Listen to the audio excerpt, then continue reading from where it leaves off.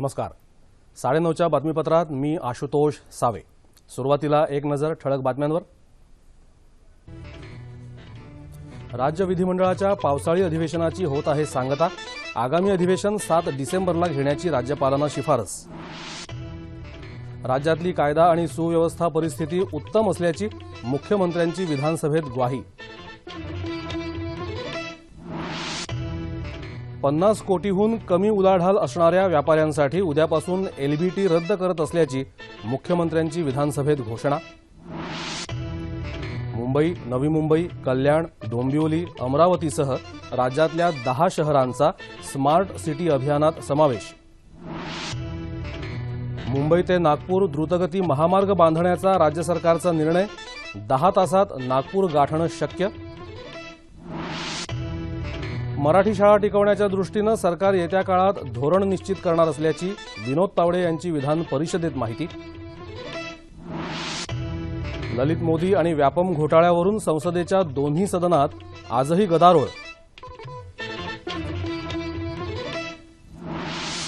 आणि कोमेन चक्रीवादळ मंदावलं. राज्यात बहुतांश भागात पावसाची शक्यता.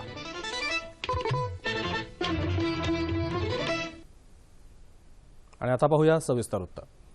विधिमंडळाच्या पावसाळी अधिवेशनाची आज सांगता होत आहे. विधिमंडळाचं पुढील अधिवेशन 7 डिसेंबरपासून नागपूर इथं घेण्यात यावं अशी शिफारस राज्यपालांना करण्यात आली आहे. विधानसभेचे अध्यक्ष हरिभाऊ बागडे यांनी या संदर्भातलं निवेदन सभागृहात केलं आणि या अधिवेशनात झालेल्या कामकाजासंदर्भात माहिती दिली.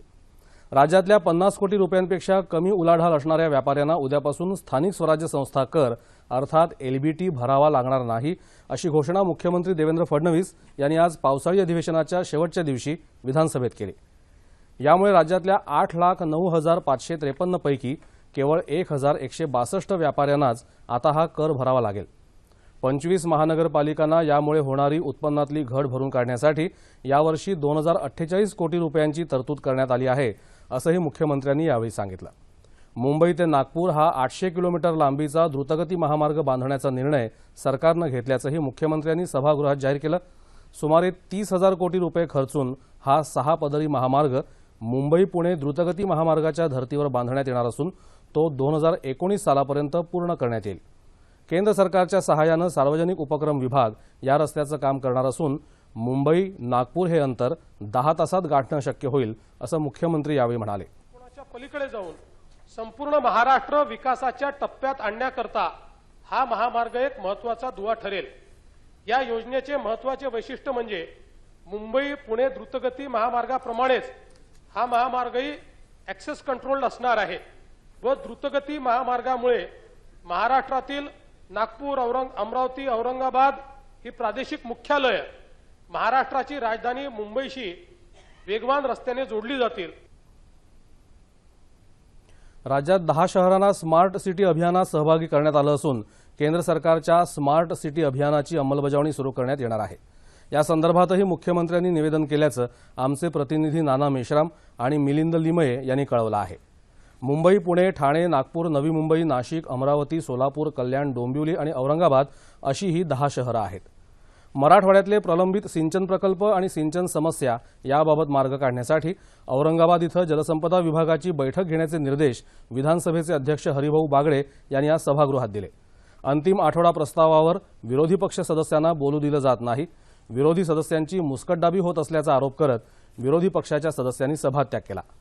त्याआधी अंतिम आठवडा प्रस्ताव चर्चा पुढे सुरू न ठेवता मंत्र्यांनी उत्तर सुरू करण्याचे निर्देश अध्यक्षांनी दिले होते. राज्यात कायदा आणि सुव्यवस्था उत्तम आहे अशी ग्वाही मुख्यमंत्री देवेंद्र फडणवीस यांनी विधानसभेतल्या अंतिम आठवडा प्रस्तावाच्या उत्तरात दिली. मराठी अमराठी असा कोणताही भेदभाव पोलीस अधिकाऱ्यांमध्ये करण्यात येत नाही. तसंच कागदावरच्या आकड्यांच्या आधारे कायदा आणि सुव्यवस्थेचं मूल्यमापन करण्यात येत नाही असं त्यांनी यावेळी स्पष्ट केलं. महिला आणि बालकल्याण मंत्री पंकजा मुंडे तसंच शिक्षण मंत्री विनोद तावडे यांनी यावेळी आपल्यावरील आरोपांचं खंडन केलं. राज्यातला भ्रष्टाचार आणि कायदा सुव्यवस्थेची परिस्थिती या संदर्भातला अंतिम आठवडा प्रस्ताव विरोधी पक्षनेते राधाकृष्ण विखे पाटील यांनी यावेळी मांडला. मराठी शाळा टिकवण्याच्या दृष्टीनं सरकार येत्या काळात धोरण निश्चित करेल अशी माहिती शालेय शिक्षण मंत्री विनोद तावडे यांनी आज विधान परिषदेत प्रश्नोत्तराच्या तासात दिली. राज्यातली पावसाची परिस्थिती लक्षात घेता ज्या ठिकाणी टँकरनं पाणीपुरवठा सुरू आहे त्याला आजपासून 1 महिन्याची मुदतवाढ देण्याची घोषणा पाणी पुरवठा मंत्री बबनराव लोणीकर यांनी केल्याचं आमच्या प्रतिनिधी सोनल चव्हाण यांनी कळवलं आहे। राज्यात घडलेल्या गेल्या काही दिवसातल्या घटना पाहता राज्यातली कायदा आणि सुव्यवस्था बिघडल्याची टीका राष्ट्रवादी काँग्रेसचे सुनील तटकरे यांनी केली। कायदा आणि सुव्यवस्था तसंच महानगरपालिकेतला भ्रष्टाचार आणि अन्य महत्त्वाच्या मुद्द्यांवर मांडलेल्या अंतिम आठवडा प्रस्तावावर ते बोलत होते। विरोधी पक्षाला बोलू न देता त्यांची मुस्कटदाबी करण्याचं काम सरकारच्या वतीनं सभागृहात करण्यात आलं अशी टीका विधानसभेतले विरोधी पक्षनेते राधाकृष्ण विखे पाटील यांनी केली आहे। विधानसभेचं कामकाज संपल्यानंतर घेतलेल्या पत्रकार परिषदेत ते बोलत होते। शेतकऱ्यांना कर्जमाफी न देता त्यांना कर्जाच्या खाईत लोटायचं काम सरकारनं केलं आहे। भ्रष्टाचाराला या सरकारनं पाठीशी घातला आहे असा आरोपही विखे पाटील यांनी केला आहे। सगळ्याच आघाड्यावर या सरकारचं अपयश हे पूर्णपणे स्पष्ट दिसतंय आणि आज म्हणून हे अधिवेशन हे जनतेच्या राज्याच्या जनतेची निराशा करणारं होतं। जनतेचा विश्वास सरकार शासनानं गमावलेला आहे आणि कुठल्याच आघाडीवर सरकारची भूमिका ही आता जनतेच्या विश्वासार्हतेला टिकू शकेल अशी आता सरकारच्या भूमिकेबद्दल आता ती विश्वासार्हता सरकारने संपवलेली आहे। सरकारच्या वतीनं सभागृहात नियमबाह्य पद्धतीनं कामकाज चालवण्यात आलं। हे प्रकार असेच चालू राहिले तर आम्हाला राज्यपालांकडे जाऊन दाद मागावी लागेल असं राष्ट्रवादीचे गटनेते जयंत पाटील यांनी यावेळी सांगितलं। या संपूर्ण अधिवेशनामध्ये राज्यातल्या शेतकरी, शेतमजूर, नागरी आणि ग्रामीण भागातल्या लोकांच्या ज्या समस्या, प्रश्न आहेत त्या सर्व प्रश्नांच्याकडे दुर्लक्ष करून सरकारी पक्षाने हे अधिवेशन आज आटोपलेलं आहे। विधिमंडळाच्या पावसाळी अधिवेशनाच्या कामकाजाचा आज शेवटचा दिवस। गेले 3 आठवडे चाललेल्या या अधिवेशनाच्या कामकाजाचा आढावा घेण्यासाठी दैनिक लोकमतचे विशेष प्रतिनिधी यदू जोशी आज आपल्या स्टुडिओमध्ये आले आहेत। यदूजी, 9:30च्या बातमीपत्रात आपलं अगदी मनपूर्वक स्वागत। नमस्कार। विधिमंडळाचं पावसाळी अधिवेशन आज संपतंय, त्याचा समारोप होतोय। या अधिवेशनाचं कामकाज तुम्ही अगदी जवळून बघितलं तर या अधिवेशनाच्या कामकाजाचा आढावा तुम्ही कसा घ्याल? जेव्हा हे अधिवेशन सुरू झालं तेव्हा 2 गोष्टी प्रामुख्याने प्रचंड चर्चेमध्ये होत्या। बरं, एक तर शेतकऱ्यांची कर्जमाफीची विरोधी पक्षाची मागणी आणि दुसरं म्हणजे भाजपच्या सरकारमधील काही मंत्र्यांबद्दल असलेले वादग्रस्त मंत्री, बरं, घोटाळ्यांचे विशेषतः झालेले आरोप। या दोन्हींवर मात करत भाजपचं सरकार कसं पुढे देईल अधिवेशन आणि विरोधक कितपत सरकारची कोंडी करू शकतील, हे 2 उत्सुकतेचे विषय होते।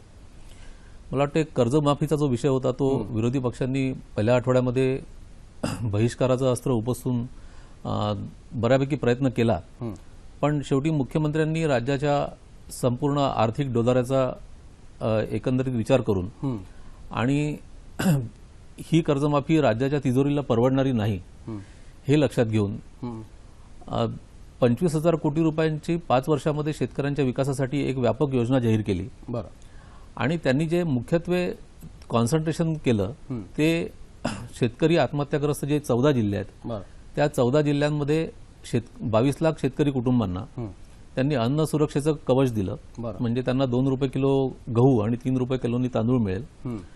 आणि दुसरं म्हणजे त्यांना राजीव गांधी जीवनदायी योजनेची व्याप्ती या संपूर्ण 14 जिल्ह्यांमध्ये वाढवण्याचा निर्णय घेतला। बरं, या दोन्ही योजना आणि याशिवाय आत्महत्या रोखण्यासाठी म्हणून ज्या ज्या काही उपाययोजना करायच्या आहेत त्याच्यासाठी एक संचालनालय स्थापन करण्याचा निर्णय त्यांनी जाहीर केला। आणि आत्महत्याग्रस्त शेतकऱ्यांच्या जे कुटुंबातली जी मुलं आहेत त्यांच्या शिक्षणाचा खर्च सरकार उचलेल, या एक महत्वाच्या घोषणा त्यांनी केल्या। त्यामुळे विरोधी पक्षांची जी अपेक्षा होती की सरकार कर्जमाफी करेल आणि आपण त्याला भाग पाडू, त्याच्यामध्ये ते अपयशी ठरले म्हणा किंवा त्यांची निराशा झाली सरकारकडून असंही म्हणता येईल। बरं, आणि दुसरं म्हणजे या अधिवेशनामध्ये एक विशेष गोष्ट जी सुखद जाणवली ती म्हणजे आमदारांची उपस्थिती। अच्छा, एरवी सत्ता पक्ष आणि विरोधी पक्ष दोन्हीकडे बरेचदा बाकं रिकामी आहेत अशी अवस्था असते, परंतु विशेषतः भारतीय जनता पक्षांनी आपल्या आमदारांची हजेरी घेण्याचा हा पहिल्यांदाच प्रकार समोर आला की दर तासाला आमदारांना सह्या कराव्या लागत होत्या। बरं, आणि त्यामुळे त्यांचा अटेंडन्स दर तासाला घेतला जात होता। बरं, काँग्रेसने पण दिवसातून 3 वेळा अटेंडन्स घेण्यासाठी म्हणून व्यवस्था केली होती। अरे वा, तर ही एक मला वाटते की एक अतिशय चांगली गोष्ट आहे आणि विधानसभेमध्ये आमदारांची उपस्थिती वाढली तर त्यांना संसदीय आयुधांचा वापर करून सरकारची कोंडी करता येईल, सरकारकडून चांगली उत्तरं मिळवून घेता येतील. हा एक पॉझिटिव्ह विचार जो आहे, सकारात्मक विचार जो आहे, तो राज्यातले दोन प्रमुख विरोधी पक्ष आणि सत्ता पक्ष करतात आहे. हा एक मला एक अतिशय चांगलं सुचिन्ह मानता येईल. बरं. मी समन्वयाच्या पातळीवर जेव्हा राजकीय विचार करतो या अधिवेशनाच्या यशस्वीतेचा, तेव्हा मला दोन गोष्टी प्रामुख्याने जाणवतात. ते म्हणजे भाजप आणि शिवसेना या दोन सत्ता पक्षांमध्ये विसंवादाचं वातावरण मला दिसलं. बरं. विसंवाद इतपत होता की जेव्हा जेव्हा भाजपची कोंडी विरोधी पक्ष करत होते तेव्हा त्यांच्या मदतीला शिवसेना धावून जाते आहे हे तर दिसलंच नाही. उलट सभागृहात त्यावेळी उपस्थित न राहण्याचं किंवा उपस्थित असले तरी शांत बसण्याचं धोरण त्यांनी स्वीकारलं होतं. आजच्या शेवटच्या दिवशी तर शिवसेनेचे अर्जुन खोतकर यांनी सरकार विरोधी घोषणा दिल्या. बरं. अर्जुन खोतकर असोत, गुलाबराव पाटील असोत, हे जे काही शिवसेनेचे आक्रमक आमदार आहेत ते सातत्यानं सरकारला घरचा आहेर देत होते असं चित्र दिसलं. त्यामुळे समन्वयाचा अभाव सत्ता पक्षात जसा दिसला, पहिल्या आठवड्यामध्ये काँग्रेस आणि राष्ट्रवादी काँग्रेसमध्ये चांगला समन्वय दिसला बरं. सरकारची कोंडी करण्यासाठी. पण त्यानंतर असं घडलं की दोन प्रमुख घटना ज्या घडल्या त्यामुळे विरोधी पक्षांमधल्या समन्वयाची जी नाळ आहे ती तुटली. ती म्हणजे मुख्यमंत्र्यांनी दुष्काळ आणि कर्जमुक्तीच्या किंवा कर्जमाफीच्या विषयावर जे काही निवेदन 2 तास भूमिका मांडली, त्यानंतर सत्ता पक्षाचं जसं मनोबल वाढलं तसा थोडासा विरोधी पक्ष हतोत्साहित झाला असं दिसलं. आणि दुसरं महत्वाचं जी सभागृहाच्या बाहेर घटना घडली ती म्हणजे गोंदिया जिल्हा परिषदमध्ये काँग्रेस आणि भाजप एकत्र आल्यानंतर सभागृहात त्याचा राजकीय परिणाम झाला आणि काँग्रेस आणि राष्ट्रवादी काँग्रेसमधल्या समन्वयामध्ये एक दरी निर्माण झाली. ती शेवटपर्यंत भरल्या गेली असं काही दिसलं नाही. एकंदर म्हणजे या दोन्ही पक्षांमध्ये समन्वय नसणं म्हणजे सरकारमधले शिवसेना आणि भाजप आणि विरोधी पक्षांमधले राष्ट्रवादी आणि काँग्रेस हा एक समन्वय म्हणण्यापेक्षा राजकारणाचा भाग असू शकेल. आपण एक बघतो की विधिमंडळाच्या कामकाजाचा अत्यंत महत्वपूर्ण भाग असतो तो म्हणजे राज्याच्या हिताचे निर्णय जाहीर करण्यासाठी किंवा घेण्यासाठी म्हणून विधेयकं मांडणं आणि ती संमत करून घेणं हे कर्तव्यच आहे एक प्रकारचं. तर या अधिवेशनामध्ये ही कर्तव्यपूर्ती कितपत झाली? माझ्या दृष्टीने महाराष्ट्राच्या प्रशासनावर आणि महाराष्ट्रातल्या सामान्य माणसाच्या हिताच्या दृष्टीनं अत्यंत दूरगामी परिणाम करणारा जो कायदा विधानसभा आणि विधान परिषदेनं मंजूर केला तो म्हणजे सेवा हमी विधेयक. अच्छा. महाराष्ट्रात माहिती अधिकाराचा कायदा आला आणि बऱ्यापैकी पारदर्शकता आपण या कायद्याच्या निमित्तानं आणू शकलो. प्रत्येक कायद्यामध्ये उणिवा असतात, त्या कायद्याचं पालन करणारे आणि त्या कायद्याचा फायदा आणि गैरफायदा घेणारे लोक देखील असतात. बरोबर. ही गोष्ट जरी मान्य केली तरी पण आज आपल्याला माहिती अधिकार कायद्याने मोठा फायदा झालेला आहे. तसाच सेवा हमी कायद्यामुळे माझं सरकारी कार्यालयातलं काम किती दिवसात पूर्ण होईल हे त्या सरकारी ऑफिसच्या बाहेर नोटीस बोर्डवर लावलेलं असेल. मी कोणतं काम घेऊन जातोय ते किती दिवसात पूर्ण होणार आहे आणि ते पूर्ण न करणाऱ्या अधिकाऱ्यांना दंडाची शिक्षा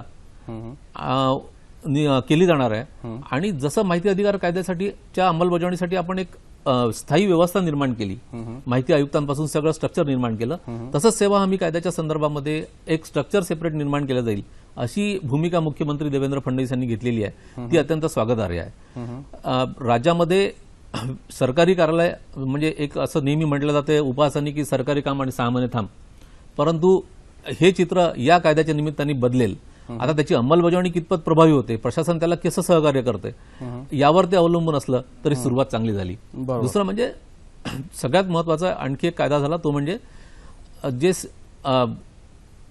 शैक्षणिक शुल्काचं नियमनाचा कायदा जो झाला तो कायदा अत्यंत दूरगामी परिणाम करणारा आहे आणि शैक्षणिक संस्था जे शिक्षण सम्राट आहेत त्यांच्या मनमानीला आणि मनमानी शिक्षण फी वसूल करण्याला चाप लावणारा हा कायदा झाला. दुसरं म्हणजे कामगार कायद्यामध्ये जे बदल झाले करण्यात आले त्यामुळे रात्रपाळीमध्ये काम करणाऱ्या वेगवेगळ्या कंपन्यांमध्ये कार्यालयांमध्ये काम करणाऱ्या महिलांना कायद्याने जे संरक्षण आणि सुविधा दिल्या त्याचा फायदा महिला वर्गाला मोठ्या प्रमाणात होणार आहे. बरं. आपण नेहमी बघतो की अधिवेशनादरम्यान सभात्याग केला जातो, विरोधकांकडनं गदारोळ होत असतो. एकंदर या सर्व प्रकारामुळे वेळ आणि पैसा वाया जातो असं म्हटलं जातं. तुमचं याबद्दल काय मत आहे? ही ओरड पूर्वापारची आहे. आताच काँग्रेस आणि राष्ट्रवादी काँग्रेसनेच हा प्रकार केला अशातला भाग नाही आहे.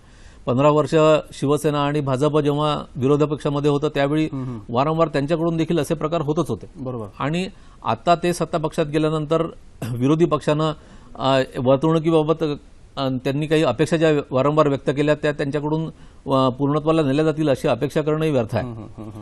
कारण शेवटी बहिष्कार असो, सभात्याग असो, गदारोळ असतो, थोडा एका मर्यादेपर्यंत गदारोळ असो, या सगळ्या गोष्टी ज्या आहेत या गोष्टी एक विरोधी पक्षाकडे एक आयुध म्हणून बघितलं पाहिजे. तर त्या आयुधांचा वापर संयमितपणे केला तर तो राज्याच्या हिताचा असू शकतो. गदारोळामुळे कामकाज वाया जाणं हे राज्याच्या निश्चितच हिताचं नाही आहे. कोणी त्याचं समर्थन करणार नाही. सरकारनं देखील विरोधी पक्षाला तेवढाच सन्मान देऊन आणि राज्याचा मी तुम्हाला थोडंसं मध्ये थांबवतो. मला वाटतं मुख्यमंत्री देवेंद्र फडणवीस साहेब थेट आपल्याशी आता बोलतायत. आपण बघूया. 10 शहरांची निवड आपण करून या ठिकाणी केंद्र सरकारला ते कळवण्याचं काम केलं आहे. LBT हा 1 तारखेपासून रद्द करण्याचा आपण निर्णय घेतला आणि हा घेत असताना कुठलाही नवीन टॅक्स न लावता आपण या ठिकाणी जो आपल्याला हे मिळतो विक्रीवर काय म्हणतो स्टॅम्प ड्युटी ही आपण महापालिकांना असाइन करतो आहोत. काही महापालिकांमध्ये स्टॅम्प ड्युटीचं त्यांच्या LBT किंवा अकराच्या उत्पन्नापेक्षा जास्त उत्पन्न आहे ते त्यांना पूर्ण असाइन आपण करतो आहोत. पण जिथे ते कमी आहे त्या ठिकाणी आपण राज्याच्या वतीनं नुकसान भरपाई देतो आहोत आणि याकरता त्यांना राज्यावर अवलंबून राहावं लागू नये म्हणून कन्सॉलिडेटेड फंडाच्या बाहेर ही व्यवस्था आपण उभी करतो आहोत. हे करत असताना आपण जवळजवळ 8,08,391 व्यापाऱ्यांना यातनं सूट दिलेली आहे. म्हणजे 99.85% व्यापाऱ्यांना सूट मिळाली आहे. केवळ 1100 व्यापाऱ्यांना LBTतनं सूट मिळालेली नाही. ती न देण्याचं कारण एवढंच आहे की त्यातनं त्यांना विंडफॉल गेन्स आहेत आणि त्यामुळे ते त्यांना मिळू नये एवढ्याकरता ती दिलेली नाही. साधारणपणे या 1100 लोकांचा जर विचार केला तर 1100 लोकांना 1800 कोटी रुपयाची सूट झाली असती जरी सूट दिली असती आणि म्हणून ती काही आपण त्या ठिकाणी दिलेली नाही. मुंबई नागपूर दरम्यान राज्याचे 4 विभाग जोडण्याकरता कम्युनिकेशन सुपर एक्सप्रेसवे हा देखील एक नवीन संकल्पना आपण मांडली आहे. केंद्र सरकार आणि राज्य सरकारचं MSRDC मिळून या रस्त्याची निर्मिती करेल आणि राज्याच्या मागास भागामध्ये अर्थव्यवस्थेला चालना देण्याकरता या रस्त्याचं एक महत्त्वपूर्ण योगदान हे आपल्याला या निमित्ताने मिळेल. मुंबईतल्या मोडकळीस आलेल्या इमारतीच्या रहिवाशांना संरक्षण देण्याचा निर्णय आपण घेतला. गिरणी कामगारांच्या घराच्या संदर्भातली आपण त्या ठिकाणी घोषणा केली. मालवणी विषारी दारू प्रकरणामध्ये 302ची कारवाई करून त्यांना त्याच्यावर खुनाचा गुन्हा दाखल करण्याचं काम आपण केलं. त्याचबरोबर वेगवेगळ्या उद्योग समूहांशी देखील राज्य सरकारचे या दरम्यान करार झाले, ज्याच्यामध्ये आपल्याला माहिती आहे की जनरल मोटर्ससोबत 6,400 कोटी रुपयाच्या गुंतवणुकीचा करार झाला. बॉश कंपनीसोबत 25 ITI मध्ये त्यांच्याशी करार करून त्या ठिकाणी ट्रेनिंग देण्याच्या संदर्भातला करार आपण या ठिकाणी केला. राज्यात पहिल्यांदाच 2015-16 सालासाठी विजेचे दर हे 5.72% आपण त्या ठिकाणी कमी केले, त्याची घोषणा आपण या ठिकाणी केली. EBCची जी शुल्क सवलतीची उत्पन्न मर्यादा आहे ती देखील 2.5 लाखापर्यंत वाढवण्याचा निर्णय आपण या ठिकाणी घेतला.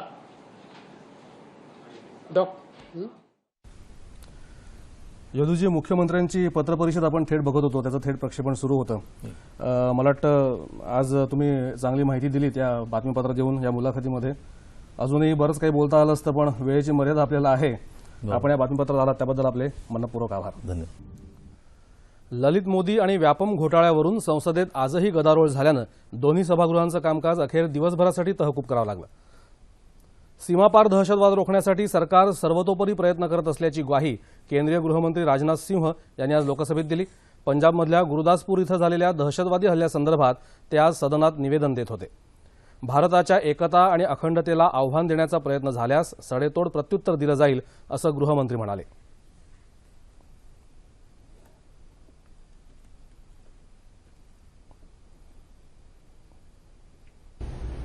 भारत की एकता एवं अखंडता तथा देश के नागरिकों की सेफ्टी एंड सिक्योरिटी को अंडरमाइन करने के देश के दुश्मनों के किसी भी प्रयास का हमारे सुरक्षा बलों द्वारा त्वरित एवं मुंहतोड़ जवाब दिया जाएगा.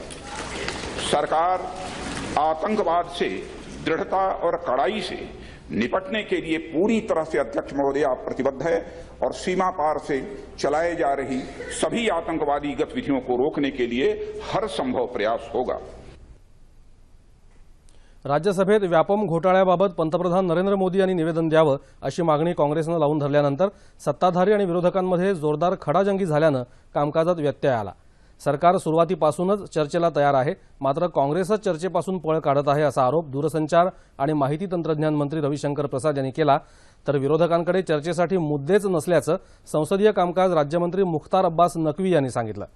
दरम्यान संसदेचं कामकाज सुरळीत चालावं यासाठी येत्या सोमवारी सरकार सर्वपक्षीय बैठक बोलावण्याची शक्यता आहे। या संदर्भात सर्व पक्षांच्या संपर्कात असल्याचं संसदीय कार्यमंत्री व्यंकय्या नायडू यांनी आज सांगितलं। आषाढी एकादशी निमित्त पंढरपुरात जमलेल्या वारकऱ्यांचा परतीचा प्रवास सुरू झाला आहे।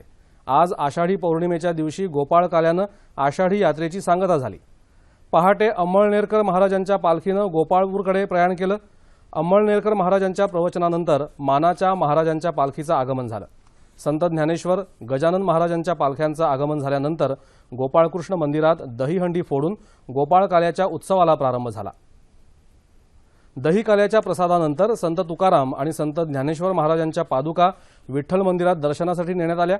आज संध्याकाळपासून प्रमुख पालख्याही परतीच्या प्रवासाला निघणार आहेत।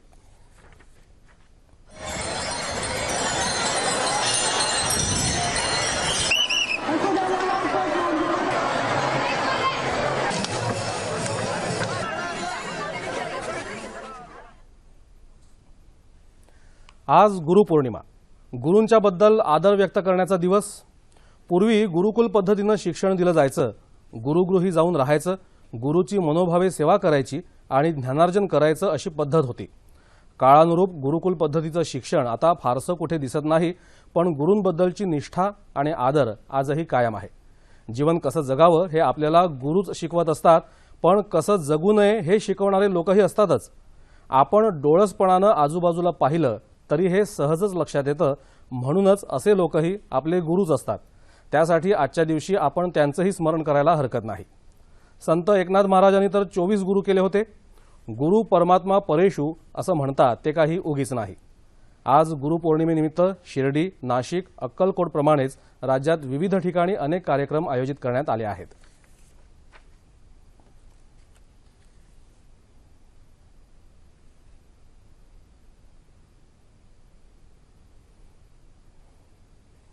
थोर गायक मोहम्मद रफी यांची आज 35वी पुण्यतिथी। आपल्या अलौकिक आणि चतुरस्र गायकीनं अजरामर झालेल्या रफी साहेबांच्या काही गाण्यांची ही झलक।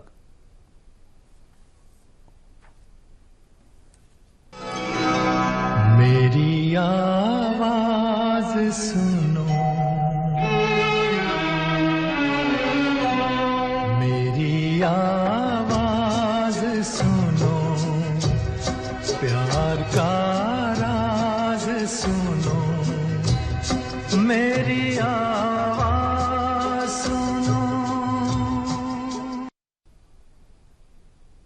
मुंबईच्या आद्य शिल्पकार नाना शंकरशेठ यांची आज 150वी जयंती। मुंबईच्या जडणघडणीत ज्या थोर लोकांनी योगदान दिलं त्यात नानांचं नाव अग्रक्रमानं घ्यावं लागेल। नगरविकास, स्त्री शिक्षण, लोकशिक्षण, पतपेढ्या, बँका, दवाखाने, समाज सुधारणा अशा विविध क्षेत्रात नानांनी आपल्या दूरदृष्टीनं मोलाची कामगिरी केली। सूतगिरण्यांची निर्मिती, रस्ते, दिवाबत्ती आणि पाणी पुरवठा यासाठी त्यांनी विशेष प्रयत्न केल्यानंच कालांतरानं मुंबईत कापड गिरण्या सुरू झाल्या। त्यांच्या कार्याबद्दल 1834 मध्ये जेपी अर्थात जस्टिस ऑफ पीस या पदवीनं त्यांना गौरवण्यात आलं। अशा या द्रष्ट्या विभूतीला सह्याद्री वाहिनीतर्फे मानाचा मुजरा।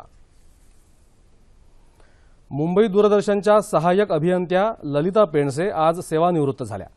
आपल्या 36 वर्षांच्या सेवेत प्रामाणिकपणा, निष्ठा, शिस्तप्रियता आणि वक्तशीरपणा यामुळे त्यांनी आपलं स्वतःचं असं वेगळं स्थान निर्माण केलं।